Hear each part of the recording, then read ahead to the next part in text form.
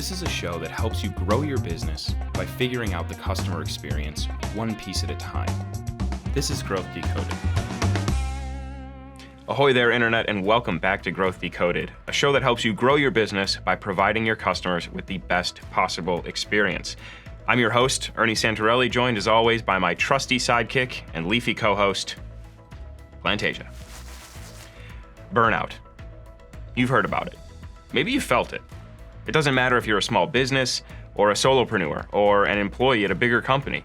If you're working hard, if you're wearing a bunch of hats, trying to get it all done, to meet those deadlines, hit the goals, solve problems, it can definitely happen. But what can be done about it? Well, if you ask today's guest, the best way to combat burnout is with systems. Creating systems that help you work more efficiently, to minimize the stuff that you don't like to do more of the stuff that you do like to do, and to do it better, faster, and with less stress. To automate, to delegate, or to eliminate. He's Justin Welsh, and he's a master of creating systems. He's just roll the tape. I look at sort of three buckets, like what gives me energy, what do I want to keep doing? What don't I like doing, but is required for my business? And then what don't I like doing that isn't really required for my business to be successful? People stink at elimination and like stopping doing something because they feel like it brings some sort of traction, even though 20% is really what drives 80%. I always see people trying to circumvent that problem where they're like, oh, I won't create attention, but I'll start to try and build trust, and I'll start to try and deepen relationships and sell products and build a community. And it's like, at first you just got to get a lot of attention. Like, it's so much easier to do the rest of the funnel if you can do that. It's sort of, options become unlimited. You have different ways to say it. You have different mediums, whether that medium is text, image, video, audio. You have different platforms, whether it's Twitter, LinkedIn, Instagram, TikTok, YouTube.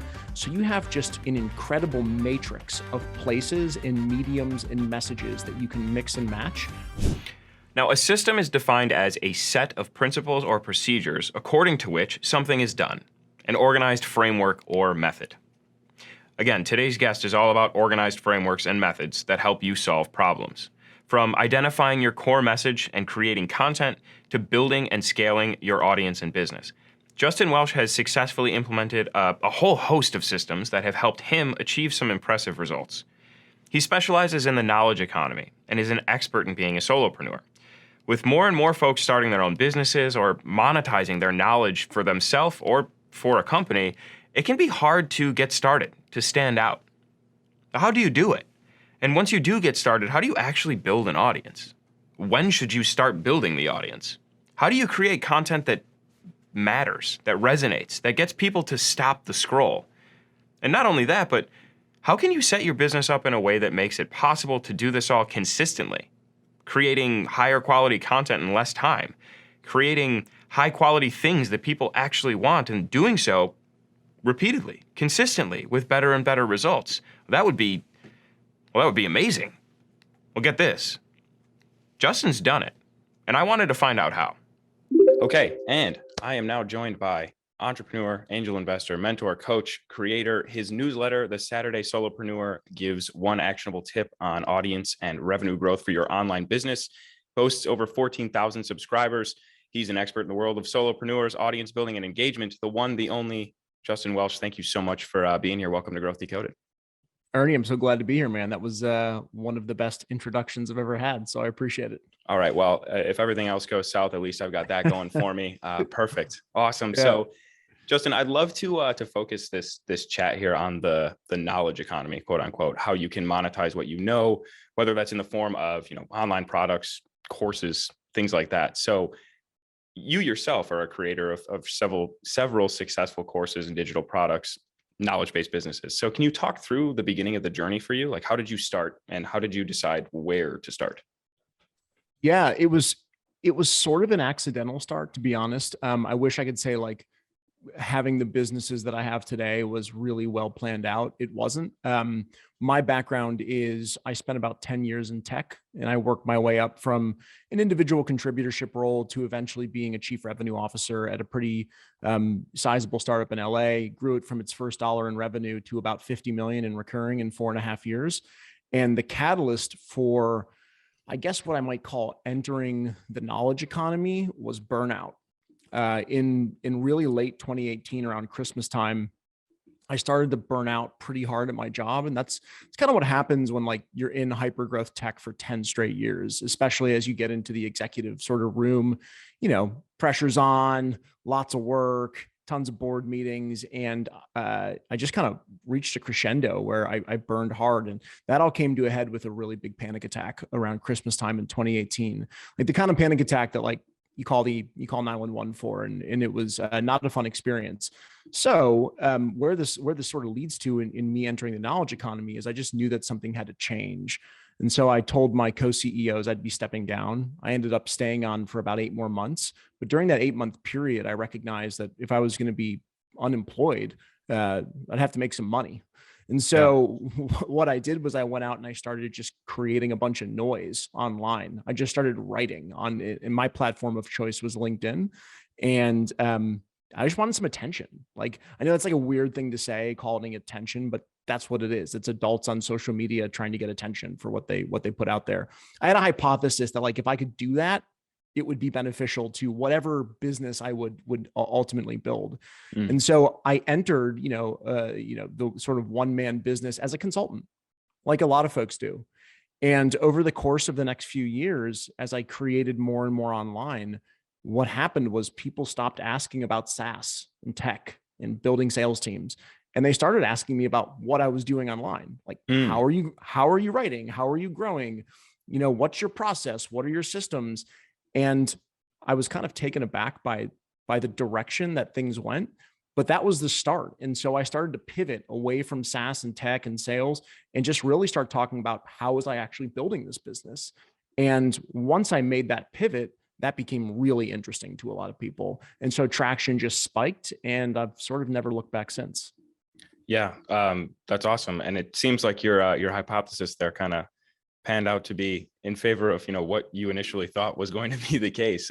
So I guess when like you're starting off in this arena, or if someone else is following, they're looking to build their own sort of solopreneur business, or maybe they've been at it for a little bit and they're just looking to grow, to scale. So what are the necessary like precursors to actually get some of that traction, and transform that, not from just making noise, but making noise that actually inspires and leads to action?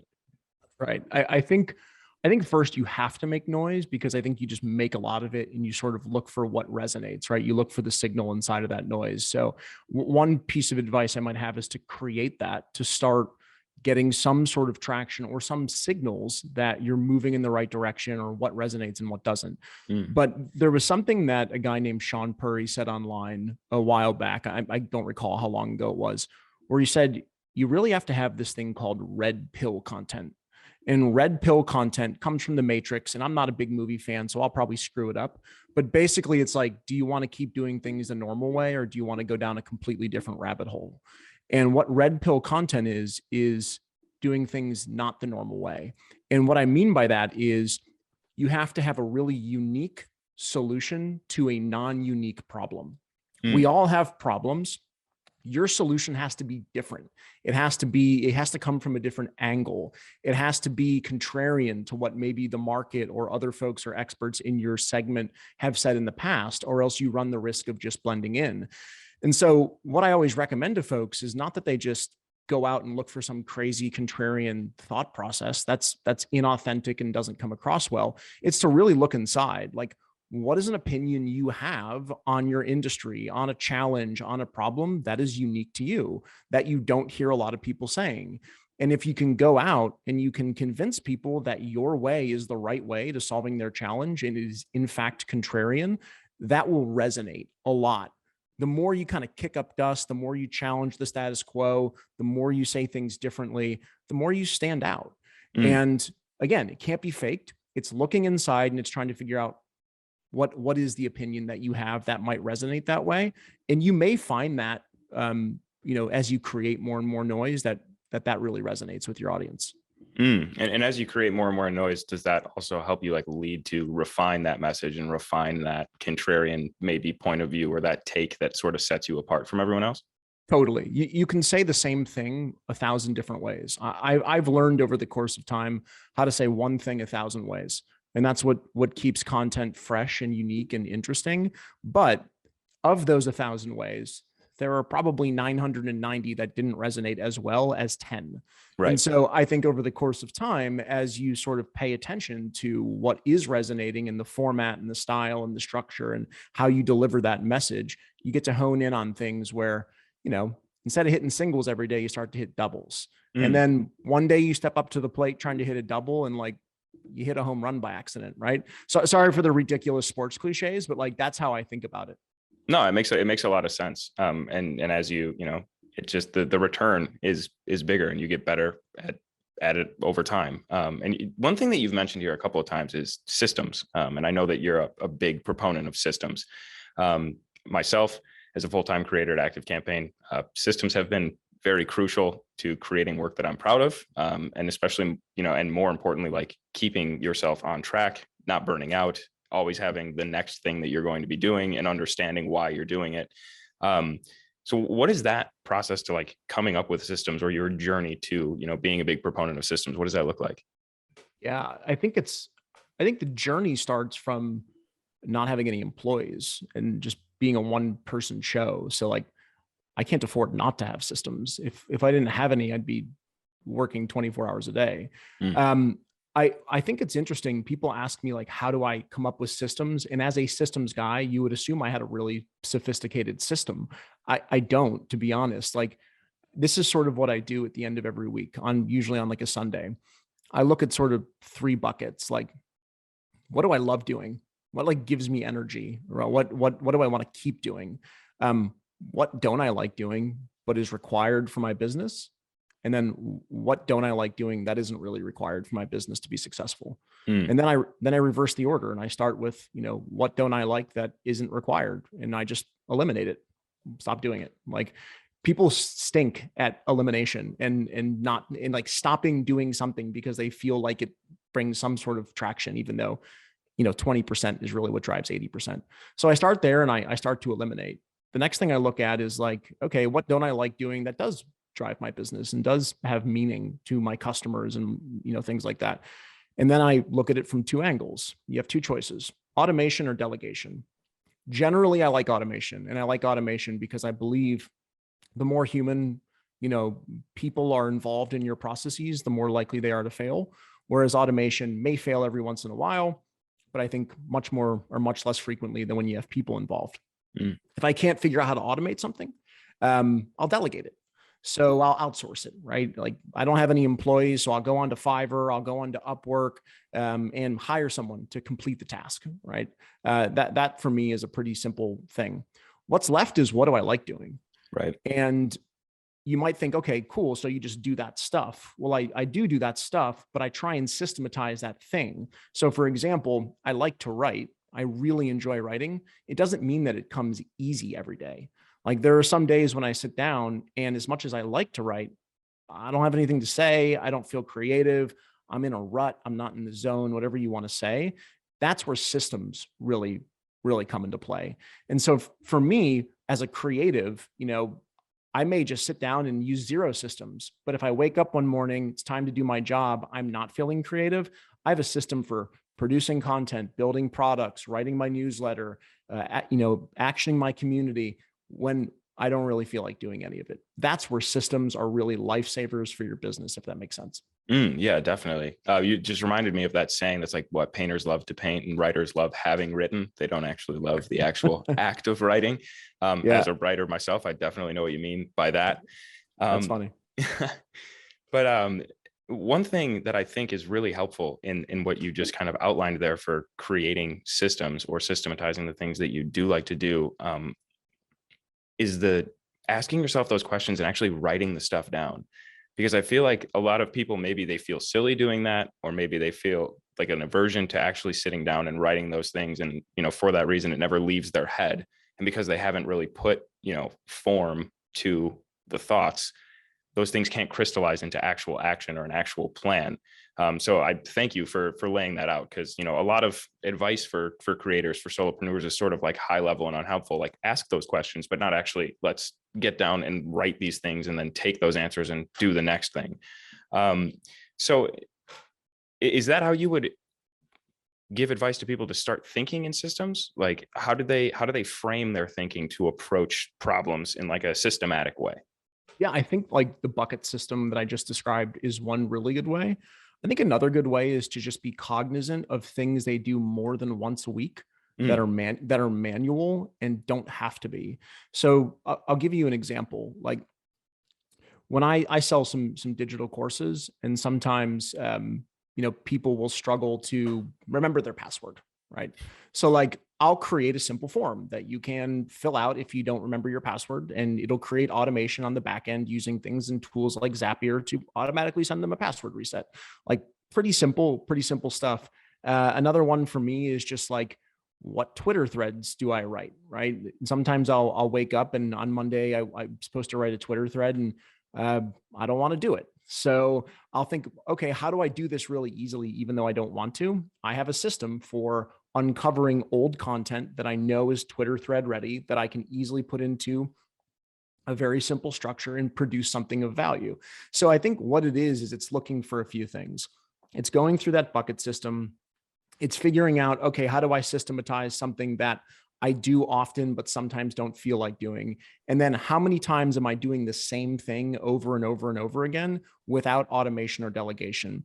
If you're just cognizant of those things, you won't be perfect, but you will slowly chip away at the manual problems that happen in your business over the course of time. mm, And the more that you reduce those problems one at a time, the less you're context switching, right? So when someone needs me to email them something, yeah, it might just take 5 minutes, but I have to find it, think about the answer, send it, get back on track with whatever I'm doing. It might take 45 minutes for me to get back on track.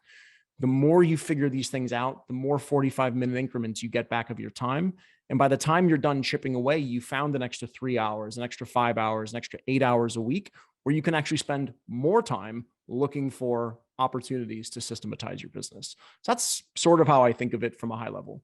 yeah, that's awesome. It just kind of like feeds itself by providing you more and That's more right. time to do so.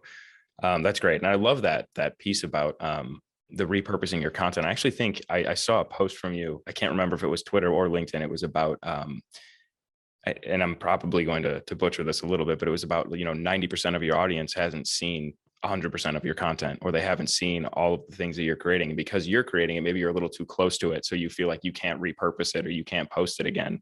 But I think that there's tremendous opportunity and kind of resurfacing some of those old ideas. And, to the point that we were talking about earlier, like you can refine that message and maybe even make it, you can say it in another one of those 1,000 different ways to say it that might resonate or hit someone a little bit differently. I love Totally. that. Totally. Speaking of your social media accounts, in a recent Twitter thread that you had, it was about must-have systems for creators. And you stated that none of the systems matter if you can't get discovered. So is that getting discovered? And we talked about making noise online and everything earlier, but is that the barrier to entry? And if it is, like, how do you get over that? It is. I think so. I think like, let me phrase it this way. Can you create noise in other ways and get attention in other ways? You can. You can either do it yourself or you can pay someone to do it. Mm, And if you pay someone to do it, they're either going to have to do it in one of a few different ways, organically or through paid media. And paid media costs money. Ads cost money. So you'd better be able to deliver a return on ad spend pretty quickly. Most people cannot, that don't have a thriving business. So you're sort of left with doing it organically. And if you want to pay to someone to do it organically, they're just going to be creating noise underneath your name. So to me, it's just better to do it yourself. It's easier, it's faster. You get to your core message quickly. You hang out with your audience, you chat with your audience, you learn from them more quickly. And so I always see people trying to circumvent that problem where they're like, oh, I won't create attention, but I'll start to try and build trust, and I'll start to try and deepen relationships and sell products and build a community. And it's like, at first you just got to get a lot of attention. Like it's so much easier to do the rest of the funnel if you can do that. I think kind of going back to that red pill content that I talked a little bit about earlier that I learned from Sean Purry, like that is the easiest way to do it, is to have a really strong opinion that you repeat over and over again. Taking what we talked about earlier, saying one thing 1,000 different ways, take that red pill content and learn how to say it 1,000 ways, right? Learn how to say it through 1,000 mediums. It's sort of, options become unlimited. You have different ways to say it. You have different mediums, whether that medium is text, image, video, audio. You have different platforms, whether it's Twitter, LinkedIn, Instagram, TikTok, YouTube. So you have just an incredible matrix of places and mediums and messages that you can mix and match. I think if you do that and people really understand what to come to expect from your content, that's when it starts to really compound. Every day on Twitter, people expect me to write something about solopreneurship. And the more I talk about it, the more I share my strong opinions on it, the more it resonates with people, the more they come back for the next content. And so it's all really about getting that top of funnel, getting discovered, creating that noise. The rest is so much easier once you've done that. Get out there and make some noise. But don't just make noise for the sake of making noise. Listen back. Where are the signals? What posts are resonating? What's the message of those? What's the style, the format, the tone? Remember, the more you challenge the status quo, the more you stand out. Your honesty can't be faked. So, what is an opinion that you have that might resonate? The opinion that challenges the current landscape, that might cause someone to stop the scroll, look off in the distance and go, I never thought about it like that. Refine your noise. Soon it won't just be noise, but it'll be a steady, rhythmic cadence of your message, and your audience will come to expect it, to look for it, and to share it. Create a system for getting your message and your content out. Remember those questions that Justin asks himself. 1, what do I not like doing that doesn't bring value? Well, just stop doing that. What do I not like doing that does bring value or is necessary to the success of the business? Automate those things or delegate them. And finally, what do I like doing? Do it, but then systematize it. Justin said you should learn to say your message 1,000 different ways, and then you'll always have a way to get it across, no matter what the medium is, the format, the type of content, you name it. The more that you refine your noise, the more it becomes music. And the more you play your music, the more people will listen. And once you have an audience, everything gets easier. How much easier? What does it allow you to do? And how can you build automation into your strategy to provide better customer experiences once you do have an audience? Let's go back to Justin. So if we think about like your kind of transition, out of the tech space and more into your businesses, you said that, you were trying to make a lot of noise. That was the first step. Did you have an audience at that point? Was there sort of like I had built kind of a following before I needed it? Or is like, how important or how beneficial is building the audience before you need it?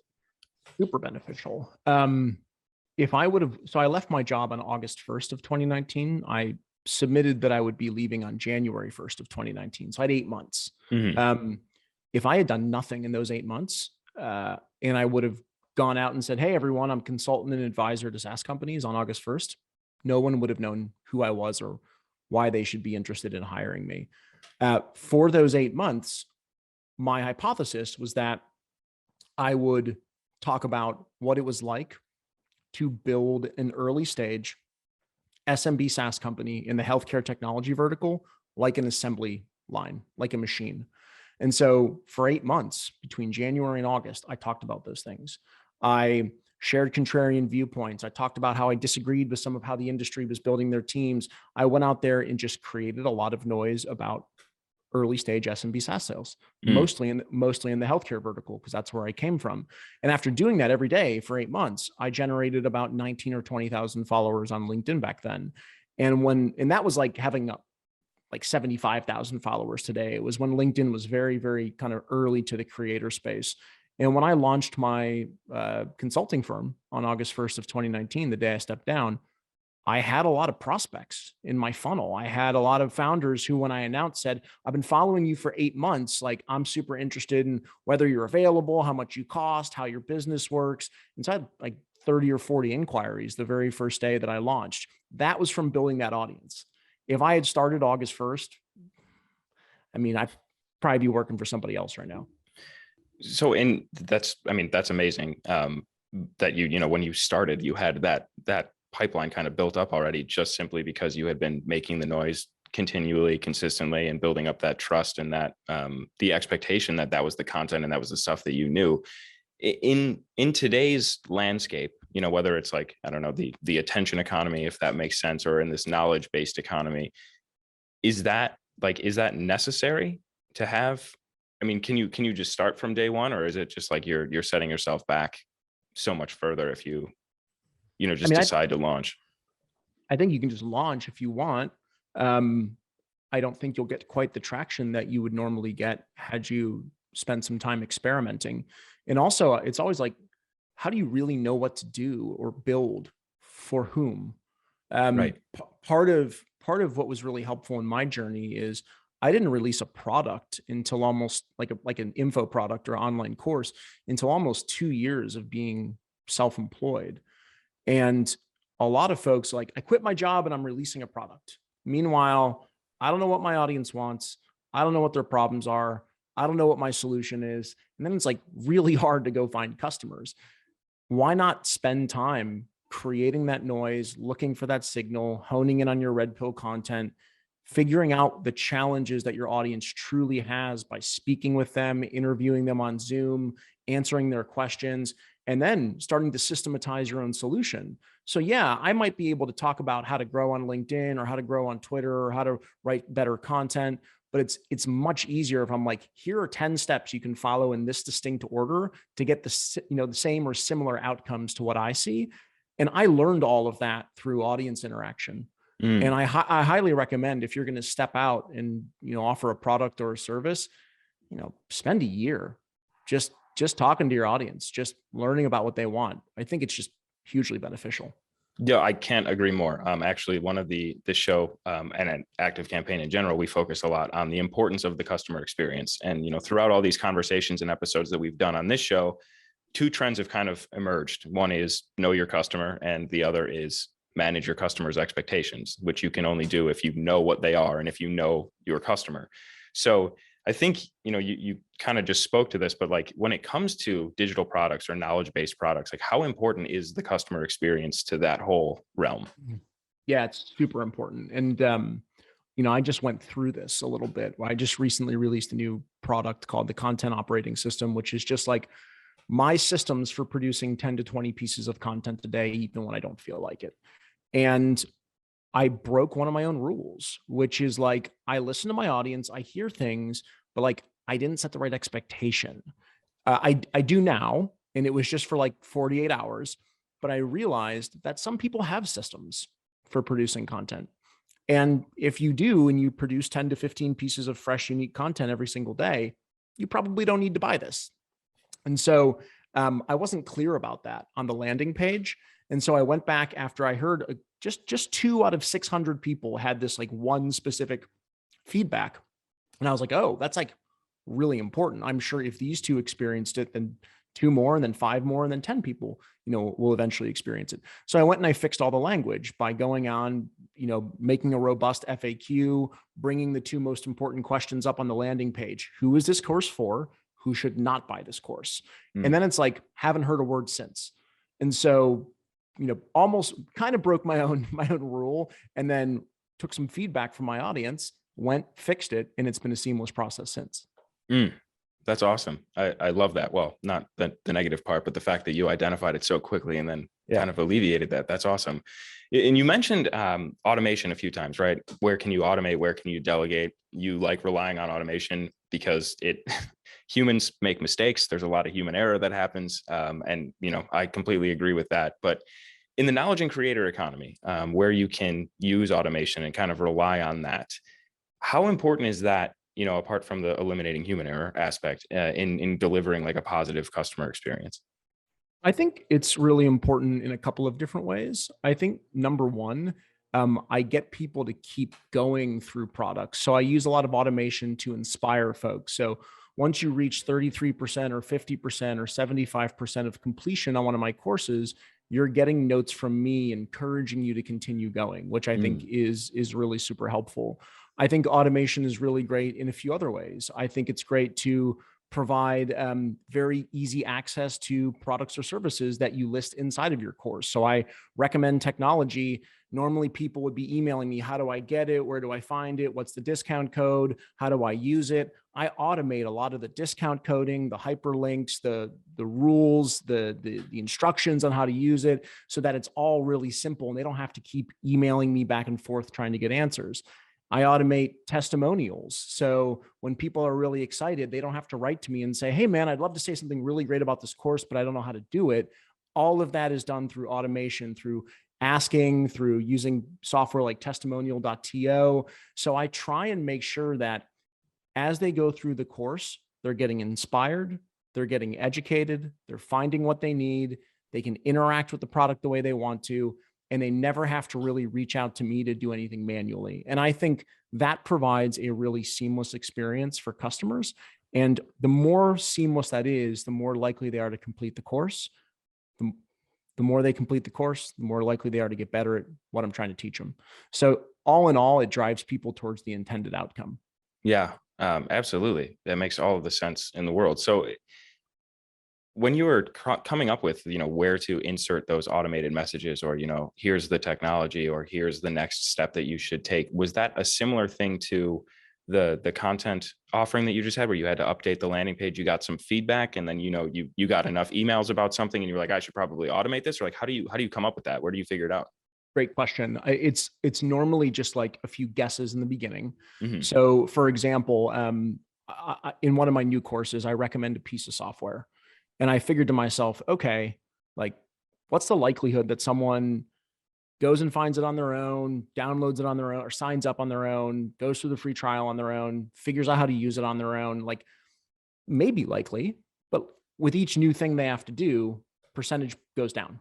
And so I was like, okay, I have a hypothesis that as they learn about this in my course, I will send them information that educates them about how to best use it. That turned out to be a good guess. And so therefore the automation inside of my course stays. Outside of that, I've had plenty of people reach out and say like, hey, just went through this section on your course, don't understand A, don't understand B, don't understand C. And sometimes it's just human error, or it's just maybe someone who's a real new person to social media, and it's actually quite obvious. And I don't mean that in a mean way, but like, it's something that a lot of folks won't experience.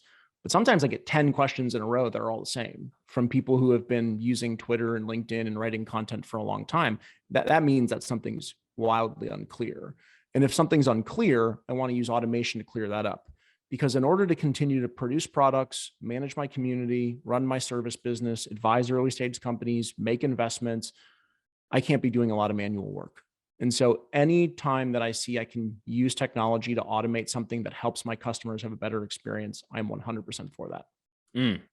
Awesome. That's just great things to be on the lookout for, because one of the things that we hear a lot is sort of, we know that we can use automation to solve a lot of our problems, but how do we identify which problems to solve with automation? So providing a framework, or just how you do it, that's tremendously beneficial. So if you're thinking about, content creators, knowledge economy, solopreneurs, where do you see like the big misses, the common pitfalls that people fall into? One is there's two. The first one is they don't niche down.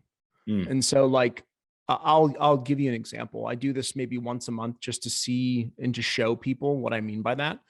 I'll go on to LinkedIn or Twitter and say, self-promotion time, drop it below. What are your 3 lines? Who do you help? What do you help them do? How do you help them do it? I help businesses grow. I help people get healthy. I help businesses be better. Like businesses like what? Like Microsoft, IBM, the plumber down the street, the craft brewery around the corner, the e-commerce brand online. Those are all really different businesses, right? I help people. What kind of people? People in their 80s, people in their 20s, people who have a specific problem. All people are different. And I think that people have this inclination, or this, I guess, thought that if they whittle down to serving only a distinct group, that they have somehow left money on the table. But in fact, you're just an average helper if you're trying to help everyone. If you know how to help a very specific type of person or business do a very specific thing, you will almost always win that business, and you will be able to charge a lot for it. So first of all, I think people miss on really understanding how to niche down or stand out in a small pool. Can always expand over time. I think the second thing they do is they don't have an interesting opinion. And I'll go on LinkedIn or Twitter and I'll read like, sales is hard. We should train our salespeople better. Well, no kidding. Everyone thinks that. So like, if you say that out loud online, no one, it's not going to resonate with really anyone. You haven't taught anyone anything new or interesting inside of that piece of content. And so they'll never really gain traction. There are 4 ways that you can gain traction, sort of using a red pill content strategy, and they tie to human emotions. You either have to do one of these 4 things: really educate somebody, really entertain somebody, really challenge the way that someone thinks, or really show your customer that you empathize with them. You can do one of those 4 things and your content comes from a rather contrarian perspective. You mix those 2 things together, you've got a winning recipe. And I see a lot of folks with really vanilla, soft opinions. I love that. I'm going to write those down and take those into account anytime that I write something on social media from now on, because it makes all the sense in the world. All right. Final question here, Justin. I've really enjoyed this conversation. So again, thank you for the time, but what's one tip, maybe something that you've kind of learned recently that you're pretty excited about, something that you'd like to give to your audience? Yeah, a really great question. I've probably learned 2 things. I don't know if I can give anything attached to what I've learned, but I'll try my best. One is like the importance of being autodidactic, which just means that you can learn on your own, that you can teach yourself. And the reason that I think that's important is I see so many people on social media who use social media like a networking event, but in the worst way possible. They come in, they open the door, there's a million people waiting to hear their message, and they yell, "Help me." And you're never going to learn if you just continuously ask everyone how to do everything. And so being autodidactic simply means you learn how to teach yourself. And help is when you've exhausted either most chances to teach yourself, or when something is complex and sophisticated that you need an expert. If you can learn to teach yourself, you're never a liability and you're always growing and learning. So like, if you're that person who's out there DMing everyone, please help me, how do I do this? How do I do this? Spend some time on YouTube, spend some time on Google, spend some time reading blog posts. Most importantly, go do something, take action. Nothing teaches you how to actually get started in solopreneurship or entrepreneurship like doing something. And that is the easiest way to actually learn. That's maybe one thing that I've learned and I'm very excited about and feel very passionate about. The second thing is build systems. And the reason that I harp on that over and over again is because I can tell you from personal experience, if you're a solopreneur, if you're working for yourself, if you have a following on social media, at some point you're going to burn out. You cannot manually build your business through content, through coaching, through products, through community, without really rigid, repeatable, automated systems. And so, if people want to learn those systems, I have a lot of free resources. Go to my website, it's justinwelsh.me. I create free guides of almost every piece of information that I have. And if you want to do a really deep dive into systems, that's what I have products for. Awesome. Absolutely. And I think that message is incredibly important and relevant, especially in this day and age that we find ourselves in, 2 years into this shift from, what work once was to now what it is. And I think a lot of people are asking themselves a lot of questions or just kind of feeling the impact of that burnout that you're talking so much about. So I can't think of a better way to wrap this thing up than that right there. Justin, thank you so much for your time. Really appreciate it. Really loved talking to you about this stuff. And thank you for being on the show. Ernie, it's been a pleasure, man. Thanks for having me. Now, building systems will help your business in a number of ways. First, build a system for identifying the systems that you'll build. What does that mean? Well, remember these questions. What do you not like doing that doesn't bring value? What do you not like doing that does bring value? And what do you like doing? Second, automate or delegate those things that you don't like doing, but are necessary.